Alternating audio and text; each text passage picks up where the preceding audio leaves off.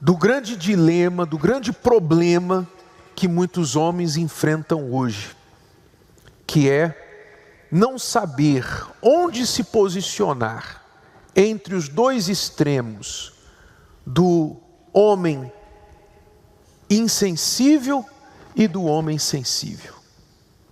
Você tem de um lado o homem sensível, do outro lado o homem insensível. Onde a gente deve ficar nesses dois extremos? Mais para lá, mais para cá, no meio ou em nenhum lugar? Porque esse tem sido o grande dilema dos homens. Quando você olha os homens de forma geral na sociedade, você vê um certo deslocamento. Você vê o homem deslocado, sem saber onde ele está pisando exatamente, sem saber até onde ele pode ir. Porque se ele pende um pouco para o lado insensível, ele é logo metralhado. Se ele pende para o lado sensível, a mesma coisa. Para onde ele vai? Qual o equilíbrio? Se é que esses dois extremos é o que nós devemos usar como medida para nos equilibrarmos. E o que a palavra de Deus fala a esse respeito? Então, isso é importante você saber, porque quando nós falamos de insensibilidade ou de sensibilidade, então nós estamos falando de atributos que podem impactar a sua vida, os seus relacionamentos, podem impactar o seu casamento, sua vida familiar, seu trabalho, sua profissão, como você se percebe. Tudo pode ser impactado por esses dois extremos na sua vida, se você não souber onde se posicionar. E se você se guiar pela sociedade, honestamente, vai uma regra aqui para você. Você, quando se guia pela sociedade, pelo que o mundo fala, pelo que o mundo vive e diz que é certo ou errado, você acaba se dando mal. Porque o mundo não é exemplo de nada para ninguém. O mundo não é exemplo. E isso é um grave erro que as pessoas cometem, mesmo dentro da igreja. Olhar para o mundo como um guia, um norte para a sua vida. Quando o Senhor Jesus estabeleceu a sua igreja aqui na terra, Ele disse que a igreja é que seria luz para o mundo, e não o contrário. O mundo não é luz para a igreja, o mundo é trevas.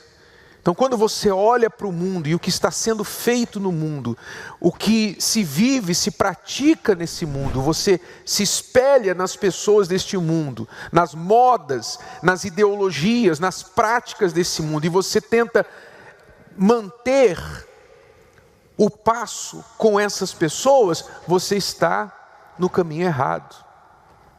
Porque a igreja, ela é luz do mundo, ela é sal da terra, e não o contrário. Nós é que temos que dar sabor, dar luz às pessoas. Mas se você olha para o mundo, para você moldar a sua vida, você vai ser trevas igual a eles. Então você não vai ter nada a oferecer, nada de diferente a oferecer. Quando a gente fala do homem insensível, ou seja, aquele que ignora os seus sentimentos, que não estimula os seus sentimentos, não age pelos sentimentos. Então, o que nós enxergamos na história de forma geral? Eu falo em termos gerais, sempre existem exceções, mas em termos gerais, o que nós vimos na história, ao longo da história? Ao longo da história, o homem foi sensível ou insensível, desde o início? Sensível ou insensível? Insensível, não é? O homem sensível é um fenômeno dos dias atuais, não é? Mais recente. Mas por milhares de anos, o homem carregou esta percepção, essa reputação de ser insensível, quer dizer, aquela imagem do homem durão. Ele é duro com os seus filhos, duro com a sua esposa, o homem que não chora, o homem que engole tudo calado, que é como se fosse feito de ferro. Quanto mais forte ele se mostrar, então mais insensível ele se mostrar, mais forte ele aparenta ser. Ainda que ele seja de carne e osso e tenha sentimentos também, não tenha dúvida, ele tem as suas lutas, os seus conflitos, sempre teve. Mas sempre foi colocado sobre o homem esse pensamento: você não pode levar desaforo para casa, você não pode chorar, você não pode derramar uma lágrima, você tem que dar duro na sua mulher. E por muito tempo os homens também acreditaram que ser homem é ter uma em casa e várias na rua, várias mulheres na rua. Então o homem foi esse ditador que teve o seu lado positivo, porque ao longo dos anos, dos séculos, quando você olha a história da humanidade, você vê que na história da humanidade houve muitas guerras, e por isso era uma necessidade que o homem fosse durão, que ele fosse forte. Imagine o homem indo para a guerra com a sobrancelha feita. Imagine o homem para a guerra preocupado com a sobrancelha, se o cabelo estava ajeitado. Né? Então ele teve que ser, por necessidade, ele teve que ser insensível. Mas por muito tempo levou-se isso até ao extremo, o extremo da insensibilidade. Então tudo que a gente vê, a gente tem que julgar pelo resultado. Jesus disse que a sabedoria é julgada pelos seus filhos. Quer dizer, qual é o fruto, qual é o filho da sabedoria, seja ela qual for. Sabedoria de Deus, sabedoria humana, sabedoria de qualquer pessoa neste mundo. Qual é o fruto da sabedoria? Qual o resultado de aplicar um tipo de conhecimento, de crença, de sabedoria? Então, qual foi o fruto dessa insensibilidade masculina? Ora, chegou um momento, nas últimas décadas, que as mulheres deram um basta nisso. Foi ou não foi? Sim ou não? Que as mulheres disseram: não, nós não vamos aceitar mais isso. Nós não vamos aceitar mais sermos Amélias. Elas se rebelaram, elas buscaram a sua independência. Então a sociedade teve que abrir espaço para a mulher. A mulher saiu de casa, conquistou o seu lugar no trabalho, ganhou o seu dinheiro, estudou, se formou e se rebelou contra o homem. Não, eu não vou aceitar mais isso, a ponto de, hoje, muitas mulheres preferirem passear com o diabo do que casar, ser mãe, ser esposa. Preferem passear com o diabo do que esses antigos papéis que eram tradicionalmente da mulher. Então, essa rebelião se levantou, mas, quer dizer, aí muitas foram para um outro extremo. Elas não se rebelaram e melhoraram os homens. Elas não se rebelaram e melhoraram elas mesmas. Não, muitas se igualaram aos homens. E ao invés de levantarem o nível, baixaram o nível para o nível mais baixo. Se nivelaram por baixo. E pensaram assim: se ele pega, eu também pego. Se ele pode, eu também posso. Se ele bebe, eu também bebo. Se ele fala palavrão, eu também falo.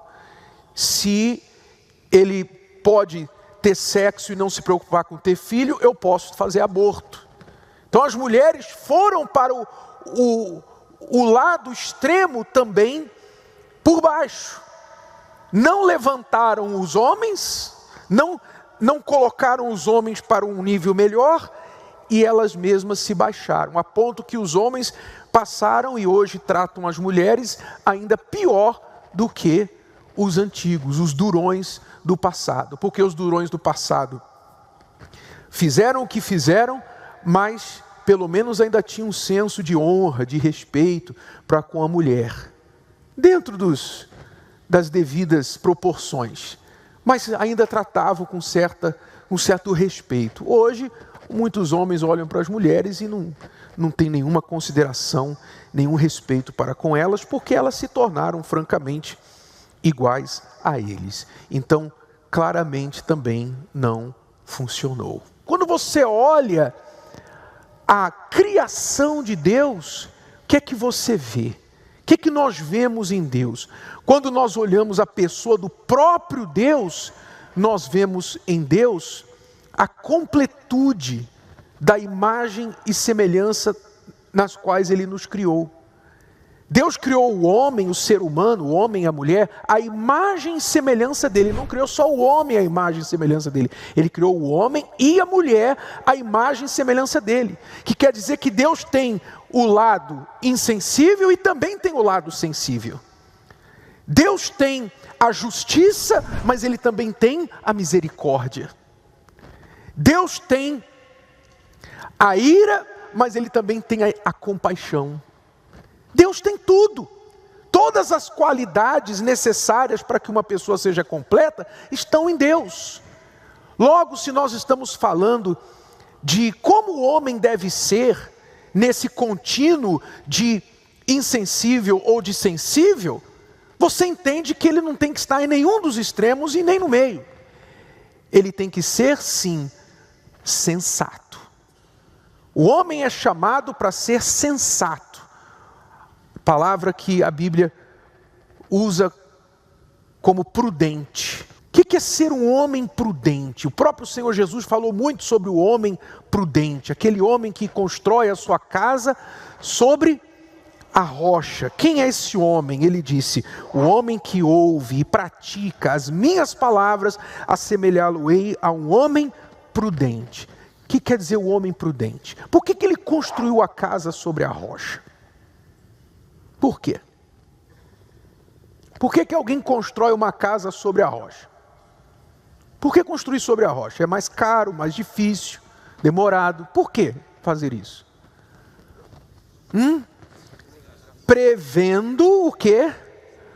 As tempestades, o vento, as chuvas, as enchentes. Quer dizer, quando a pessoa é prudente, o que ela pensa? Ela é inclinada a pensar, a antecipar o que as suas decisões atuais vão resultar lá na frente, lá no futuro. Quer dizer, o prudente ele pensa assim: se eu fizer isso, o que vai acontecer? Se eu fizer isso aqui, o que vai acontecer lá na frente? Isso é o prudente. O prudente ele antecipa, ele pensa adiantado. Ele pensa nas consequências, que é o contrário da geração de hoje. A geração de hoje é inconsequente, a geração de hoje é o aqui e agora. Quantos hoje estão no presídio, estão na prisão, porque foram inconsequentes, tomaram uma atitude sem pensar, porque queriam fazer aquilo na hora e fizeram coisa errada. E agora estão colhendo as consequências. Quantos hoje têm filhos por aí no mundo? Por quê? Porque na hora lá que estava com a mulher, foi inconsequente e não pensou: poxa, ela pode engravidar. Eu estou preparado para ser pai? Eu casei com ela, ela é minha esposa, eu sei de onde é essa mulher, ela me conhece, eu quero um futuro com ela. E se vier uma criança, o que vai acontecer? Não pensou, foi insensato. Foi insensato. E então aconteceu. Quer dizer, isso é o contrário da prudência. Prudente é você pensar no futuro. Então eu vou construir minha casa sobre a rocha. Por quê? Porque é um lugar que tem tempestade, tem vento, etc. Então, se acontecer, a minha casa vai estar segura. Isso é prudência. Jesus disse que o homem prudente é aquele que ouve e pratica as palavras dele. Deus nos chama a isso. Deus chama você a isso.